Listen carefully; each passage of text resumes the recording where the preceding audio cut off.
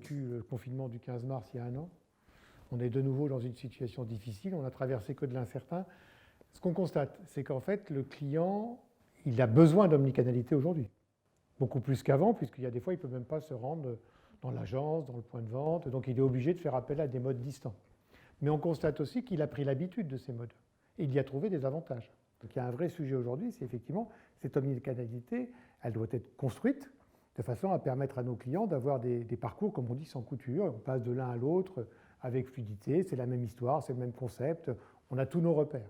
Alors avant, on en parlait, avec la crise du Covid, beaucoup de clients qui n'allaient pas beaucoup sur Internet, ils y sont allés beaucoup, ils ont compris que parfois c'était quand même mieux pour eux. On n'allait pas beaucoup, on se téléphonait moins au centre d'appel, on se déplaçait en magasin ou en agence, là on se déplace moins. Donc tous les clients ont vécu beaucoup plus l'omnicanalité et ils ne voudront pas revenir en arrière de toute façon. Ils continueront de plus en plus à choisir le canal qui leur convient quand il leur convient. Et donc on sera obligé d'être toujours performant sur l'ensemble de ces canaux. Donc la question c'est qu'est-ce que nous a fait découvrir cette crise, qui a des douleurs mais aussi des opportunités, qu'est-ce qu'on conserve?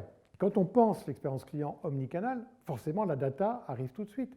Comment est-ce qu'on peut espérer qu'un client qui aurait commencé à aller sur un site internet, remplir un formulaire, après est contacté par le centre de relations clients, puis un rendez-vous à distance avec un conseiller, si à chaque fois il doit raconter la même histoire et repartir du point de départ, il va raccrocher et aller ailleurs avant qu'on ait fait l'affaire. Le client, il veut se sentir considéré de plus en plus, donc reconnu comme quelqu'un d'unique et qui a plutôt été un peu en souffrance, pour ne pas dire beaucoup. Donc la demande de considération est très très forte.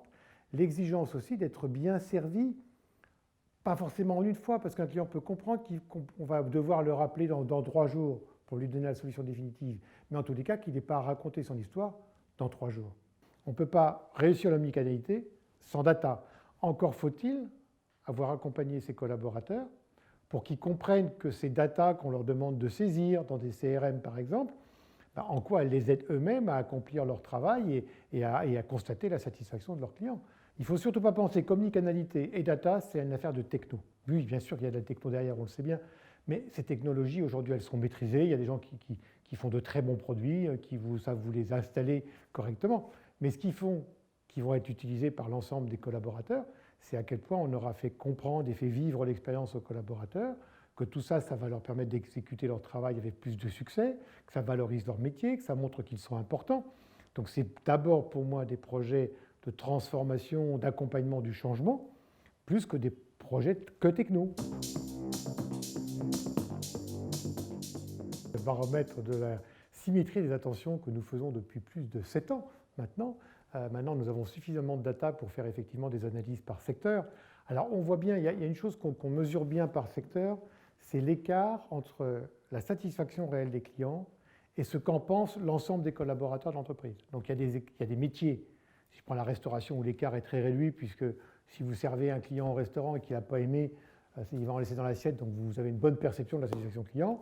Et on voit, si on prend les analyses que nous avons faites, que par exemple dans le monde de la téléphonie ou de la fourniture de connexion Internet, là l'écart peut être très grand. Alors pourquoi est-ce que l'écart peut être grand? Tout simplement parce qu'on ne partage pas assez avec les collaborateurs l'ensemble des enquêtes qu'il faut faire. Aujourd'hui, avant on faisait une mesure de la satisfaction client par an.